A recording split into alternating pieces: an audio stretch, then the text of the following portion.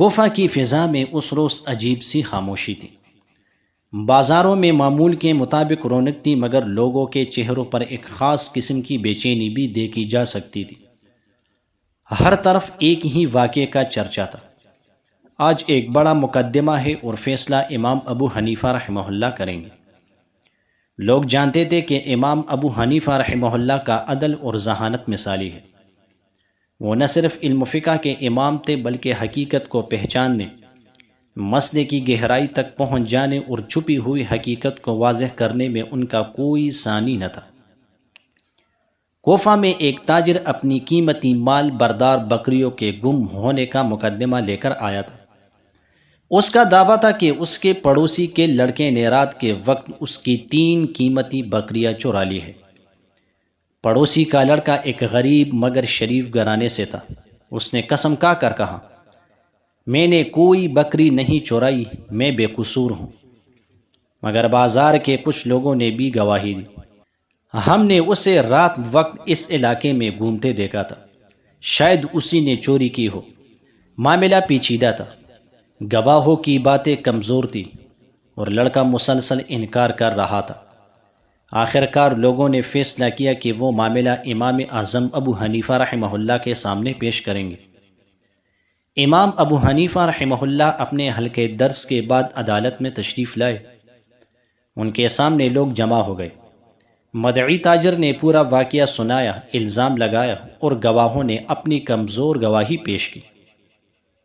امام ابو حنیفہ رحمہ اللہ نے لڑکے کی طرف دیکھا۔ وہ گھبرایا ہوا تھا مگر اس کی آنکھوں میں سچ کی جھلک نظر آ رہی تھی۔ امام نے پرسکون لہجے میں پوچھا، بیٹا کیا تم نے بکریاں چورائی ہے؟ لڑکے نے فوراً کہا، نہیں امام صاحب، میں نے زندگی میں کبھی چوری نہیں کی۔ امام ابو حنیفہ رحمہ اللہ نے گہری نظر مدعی تاجر پر ڈالی۔ وہ دعوے پر قائم تھا مگر دلیل کمزور تھی۔ احتیاط، عدل اور حکمت امام ابو حنیفہ رحمہ اللہ کا خاصہ تھا۔ آپ جانتے تھے کہ اگر صرف گواہوں پر فیصلہ کیا جائے تو ایک بے گناہ کی زندگی تباہ ہو سکتی ہے۔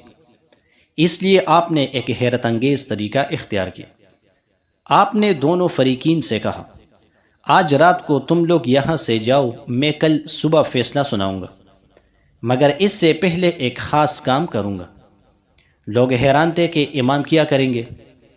رات کے آخری پہر امام ابو حنیفہ رحمہ اللہ نے اپنے شاگردوں کو بلایا اور فرمایا، اس شہر میں چور جتنے بھی ہو، ایک بات ان کی عادت میں مشترک ہوتی ہے، وہ چوری کے بعد خوف کا شکار ہوتے ہیں، لیکن اپنی چوری چھپانے کے لیے وہی چیزوں کے گرد ہی نظر آتے ہیں جو انہوں نے چورائی ہوتی ہے۔ ہمیں دیکھنا ہے کہ کون ان بکریوں کے پاس آتا ہے۔ چنانچہ امام نے حکم دیا کہ گمشدہ بکریوں کو ایک جگہ رکھا جائے اور ایک خفیہ نگرانی کا انتظام کیا جائے۔ رات بھر امام اور ان کے شاگرد ایک ہلکی سی دوری پر بکریوں پر نگاہ رکھتے رہے۔ رات کے آخری حصے میں اچانک ایک شخص دبے قدموں بکریوں کے پاس آیا۔ وہ خوفزدہ نظر آ رہا تھا، بکریوں کے گرد چکر لگاتا، کبھی ان کی رسی پکڑتا، کبھی چھوڑ دیتا۔ وہ ہر حرکت میں گھبراہٹ اور پکڑے جانے کا ڈر ظاہر کر رہا تھا۔ شاگردوں نے اسے گرفتار کر لیا۔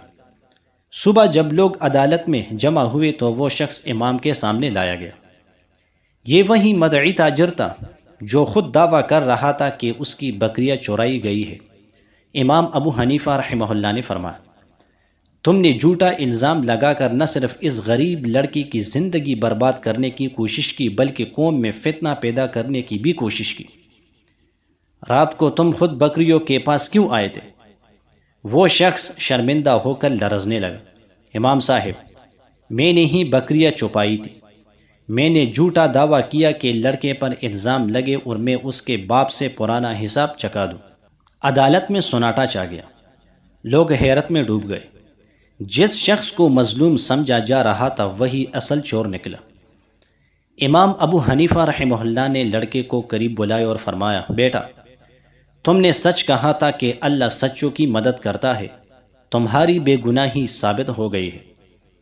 پھر آپ نے مدعی کی طرف دیکھا اور فرمایا، اسلام میں کسی بے گناہ پر الزام لگانا بہت بڑا گناہ ہے۔ اللہ تعالیٰ فرماتا ہے قرآن پاک میں ترجمہ، حق کو باطل کے ساتھ نہ ملاؤ۔ تاجر کو سزا بھی دی گئی اور اس پر لازم کیا گیا کہ وہ سر عام اپنی غلطی کا اعتراف کرے اور لڑکے سے معافی مانگے۔ وہ تاجر روتا ہوا غریب لڑکے کے قدموں میں گر پڑا۔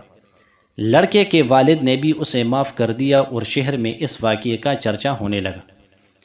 امام ابو حنیفہ رحمہ اللہ کی اس ذہانت نے دنیا کو یہ سبق دیا، صرف ظاہری گواہی کافی نہیں، حقیقت کی تلاش ضروری ہے۔ امام نے ثابت کر دیا کہ عدل کے لیے گہرائی میں جانا ضروری ہے۔ بے گناہ کی مدد اللہ خود کرتا ہے۔ لڑکے کی سچائی اللہ نے ظاہر کر دی۔ جھوٹا الزام لگانا اسلام میں سنگین جرم ہے۔ یہ واقعہ ہمیں یاد دلاتا ہے کہ بے بنیاد الزام بہت بڑے فساد کا سبب ہے۔ امام ابو حنیفہ رحمہ اللہ کی ذہانت اللہ کی دین تھی۔ ان کا ہر فیصلہ حکمت اور علم اللہ کے خوف پر مبنی تھا۔ بعد میں جب اس واقعے کا ذکر امام کے شاگردوں نے کیا تو وہ حیران تھے کہ امام کو کیسے احساس ہوا کہ چور خود مدعی ہو سکتا ہے۔ امام نے جواب دیا، جو شخص بے گناہ پر الزام لگانے میں جلدی کرے وہ اکثر خود گناہ میں مبتلا ہوتا ہے۔ میں نے اس کے لہجے میں جھوٹ کی بو اور آنکھوں میں خوف دیکھا تھا۔ یہ جواب نہ صرف امام ابو حنیفہ رحمہ اللہ کی بصیرت ظاہر کرتا ہے بلکہ تعلیم دیتا ہے کہ انصاف صرف ظاہری باتوں سے نہیں ہوتا بلکہ دل کے نور سے ہوتا ہے۔ یہ واقعہ صرف ایک چوری کا مقدمہ نہیں تھا، یہ عدل، حکمت، بصیرت، سچائی اور اخلاقیات کا عظیم درس تھا۔ امام ابو حنیفہ رحمہ اللہ کے اس فیصلے نے نہ صرف ایک بے گناہ کو بچایا بلکہ معاشرے کو یہ پیغام دیا کہ جلدی فیصلہ نہ کرو، الزام لگانے سے پہلے حق کو تلاش کرو۔ دنیا فریب دے سکتی ہے مگر اللہ سچ کو ظاہر کر دیتا ہے۔ عدل علم سے نہیں ایمان سے بھی قائم ہوتا ہے، اور یہی وہ صفات ہے جن کی وجہ سے امام اعظم ابو حنیفہ رحمہ اللہ کو تاریخ ہمیشہ عظمت سے یاد رکھتی ہے۔